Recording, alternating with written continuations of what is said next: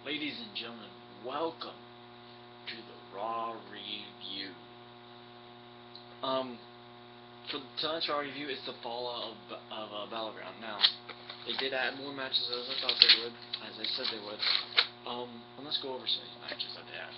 They had for your pre-show, Ziggler versus Sandow. Sandow won this, Ziggler won this. So there was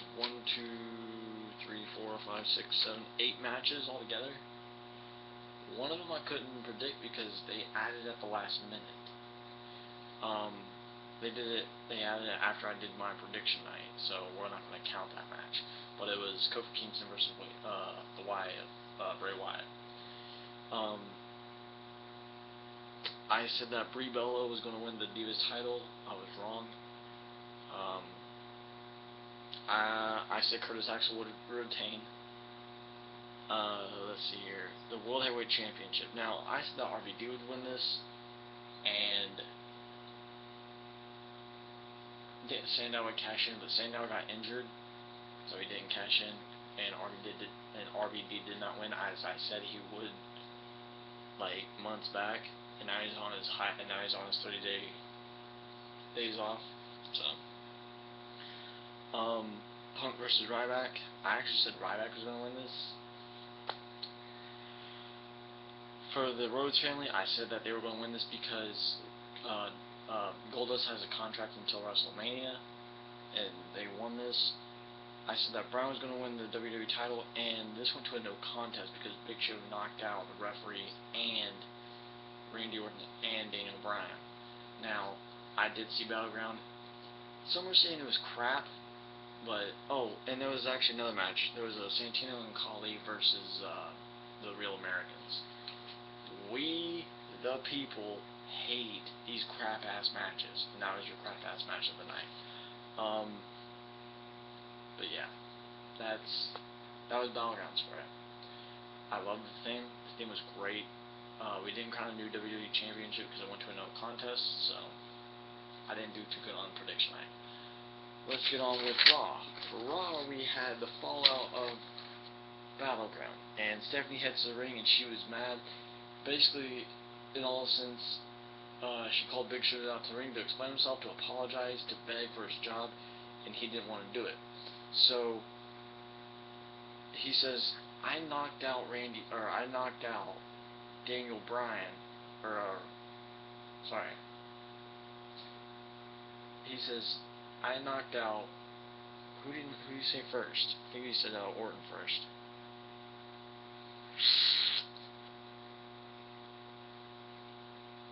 Oh, okay.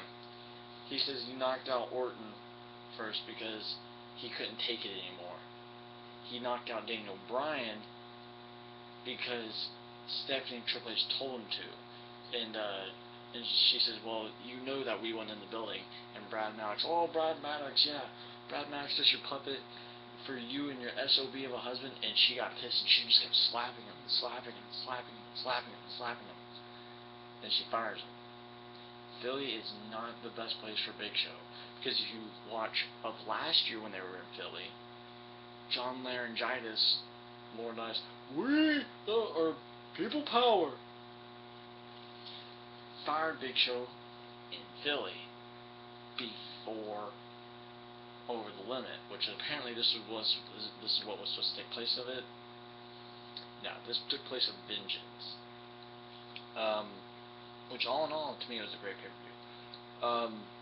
But she fires Big Show, and Big Show walks out and didn't even shed a tear. He walks out smiling on his face. Apparently, security, during the commercial break of that, escorts him from the building. So, we then had a pre-show rematch of Dolph Ziggler versus Sandow, and Ziggler won this. And I told you guys, usually before the person who has Money in the Bank is about to cash it in, they go on this big losing streak of they can't win a match, and then look at this, they win a match, become the World Heavyweight Champion or the WWE Champion.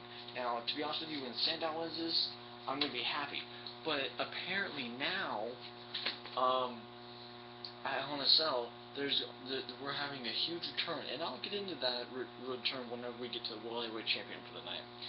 We then have Brad Maddox in what I'm calling the principal's office, because now when Seven Wax House is the principal of WWE, or principal owner of WWE. He was basically in the principal's office. Stephanie goes over all the mistakes that Brad Maddox made at Battleground. She says that he's going to apologize and fix all this that he's done, and so he does. After the next match, which was Alicia Fox and Oksana and Rosa versus your Total Divas. Now, it wasn't the Bellas of the Total Divas, it was Natalia and the debuts, I'm making it plural because it was debuts, of Eva Marie and JoJo. Now, those are two divas I can watch. No. No. What would have been better is have AJ in this match and show them who's boss. Because AJ is doing a fantastic job as the Divas Champion.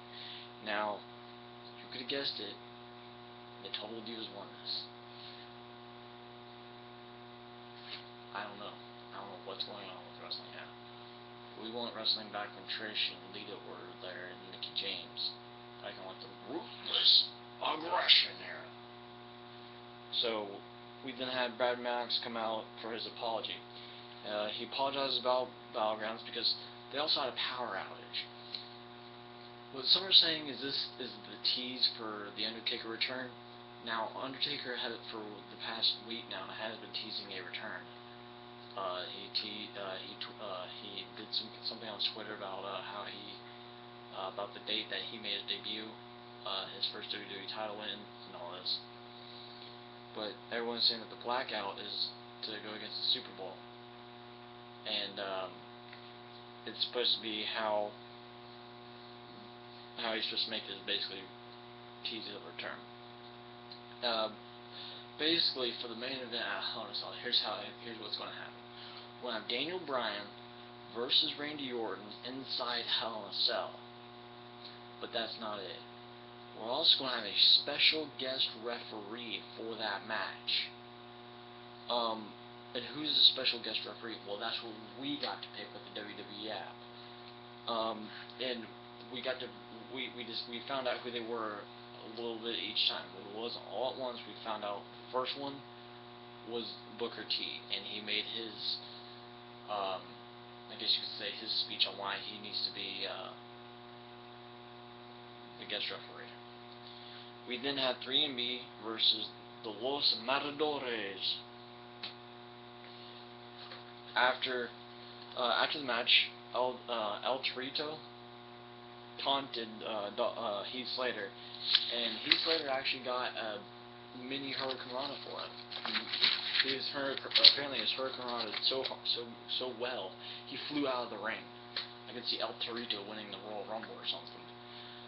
We then have Paul Heyman and his lackeys, his bag carriers. Because I still like Paul Heyman. I'm a Paul Heyman guy. Okay, Paul Heyman is probably to me one of the best managers ever to step foot in this business.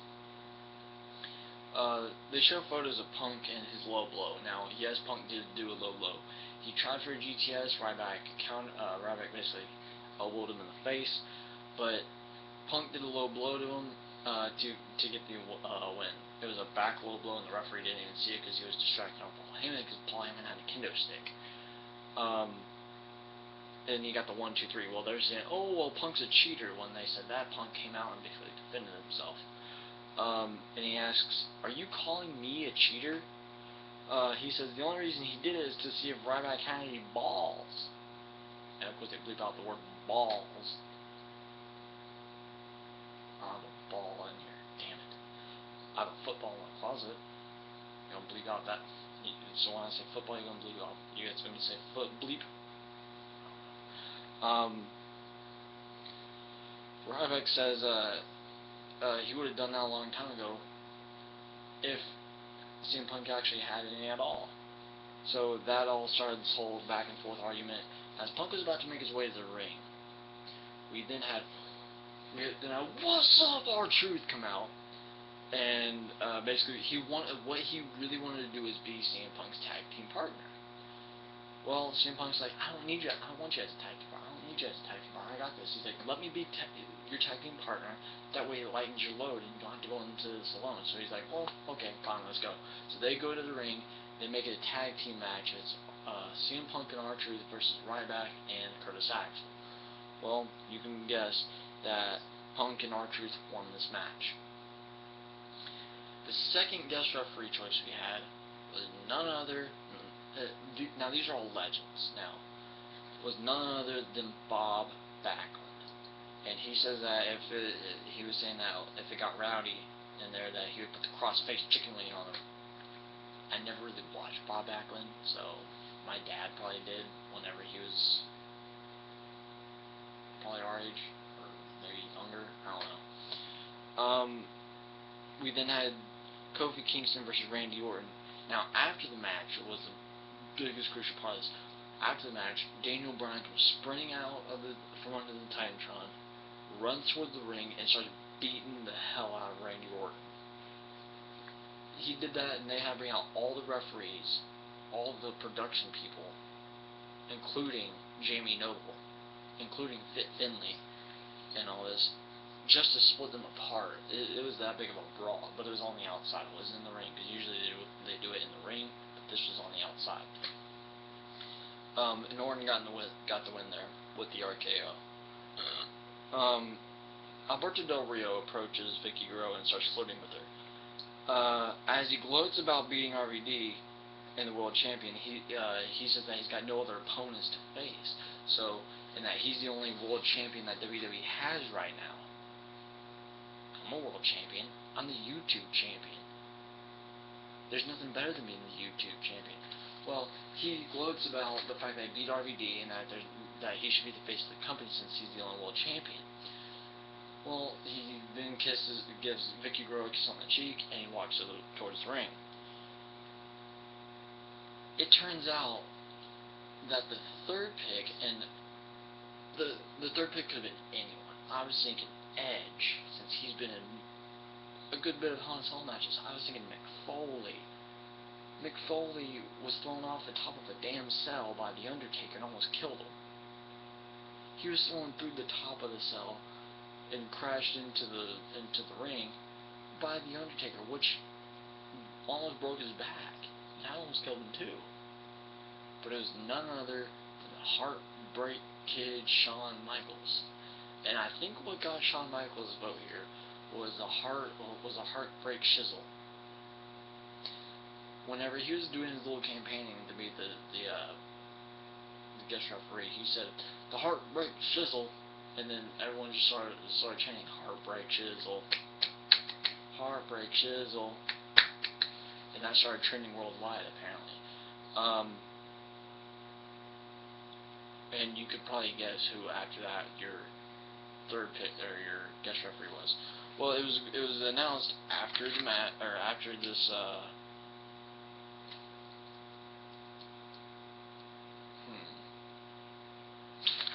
after not this next match, no, the match after that. Well, we then had Alberto Del Rio versus Ricardo Rodriguez. I can do it. And Vicky Guerrero actually comes out and distracts Alberto Del Rio and names his opponent at Hell in a Cell. Now, she didn't say it's going to be a Hell in a Cell match, so there's already one bad gimmick for this pay-per-view. Apparently, he's going to face John Cena for the World Heavyweight Championship at Hell in a Cell. And it made it official that John Cena is going to be returning at Hell in a Cell, and that John Cena is ready to compete. But the whole thing was he was not supposed to be ready to compete until the Royal Rumble. So, since Big Show was fired earlier, and John Cena is really not scheduled to be back until the Royal Rumble, I don't know if he's really going to show up at Hell in a Cell. So here's what I would do for this match. I would take Alberto Del Rio, lower his cell, and put him in the match against the Big Show as Big Show's quote-unquote punishment / reward, and have him go for the World Heavyweight Championship. Like John Cena comes on the Titantron and he says, since I couldn't make it, my replacement is the Big Show. And then have the Big Show just dominate and just knock out Alberto Del Rio finally. Because we need the World Heavyweight Championship off of Alberto Del Rio. And I'm like the real Americans right now. We the people. We the people. Unless you like Jack Swagger and you say weed the people or weed for all the people. But that's just me. I like the real Americans. I always, when Zeb Coulter tells us to stand up and say in a loud, clear voice, we the people, I literally stand up and say, we the people. But what's interesting enough, off the distraction of the announcement of John Cena being named the #1 contender for the World Heavyweight Championship, Ricardo Rodriguez gets a roll-up, pins Alberto Del Rio, goes on top of the announce table, and Alberto Del Rio leg sweeps him, basically breaks the top of the table. And Alberto Del Rio takes a chair, puts it around his arm, stomps on it, and puts him in the cross arm breaker, just like he did to Rob Van Dam at Battlegrounds to retain his World Heavyweight Championship. They had to get refs on. They had to bring refs and everyone out there to get him off. We then had woo, woo, woo, Zack Ryder versus da-da, da-da-da-da, and the right man won this, because woo, woo, woo is boo, boo, boo now. So, what can I say? You guys are probably thinking to yourself right now, you got a lot of energy, what's going on? I got no views last week, I need to do something. Battlegrounds got like 17 views, I think. I need more views, so that's why I'm doing this. I'm trying to give you guys more from me. So, because also in my eyes I look like I'm afraid to talk to you guys, but it's just me looking at my camera. I'm saying I'm talking to you guys. I got my speaker there or my microphone there, and I love you guys. I do this for you guys. If you guys don't want to know, it doesn't matter to me. I'll keep doing this every Monday. I told my manager to keep my Mondays like it is, because I love doing this right here. This is what it's all about. But he was up against Zack Ryder versus Fandango. Fandango won this. Immediately after the match, they announced that the Heartbreak Kid Shawn Michaels was named the special guest referee. Now, Shawn Michaels is the best friend of Triple H. Shawn Michaels also trained Daniel Bryan. So this could go either way, because apparently Randy Orton is what's best for business, and Daniel Bryan is a trainee of Shawn Michaels, so we don't know who's winning this yet. We then had We the People, the All-Americans, and a rematch at from Battlegrounds, Santino and Khali. Well, I saw one of the most amazing things at Battlegrounds. Antonio Cesaro actually doing a giant swing to a giant, Khali, and he follows out right with the pin. He got the 1, 2, 3. He did the same thing tonight. He did the giant swing, got the pin on Khali, and got the 1, 2, 3. After the match, they did something even better. They took Hornswoggle, threw him in the ring, and gave him a giant swing. Until Santino tried to save the day. I think Santino should have gotten the giant swing for the whole show, because that would have been better than this match. That would have been better than seeing Khali on my screen. But we had to go to the main event, which was actually really good. We then had Miz TV, and his guest host was apparently himself. That's what they said. But to me, his guest host was none other than the Wyatt family. Now, one thing that Bray Wyatt did at Battlegrounds, and the announcers are actually kind of afraid to talk about it, is he went into the turnbuckle and he did his normal thing where he leans back and just looks at him and says, like, follow the buzzards.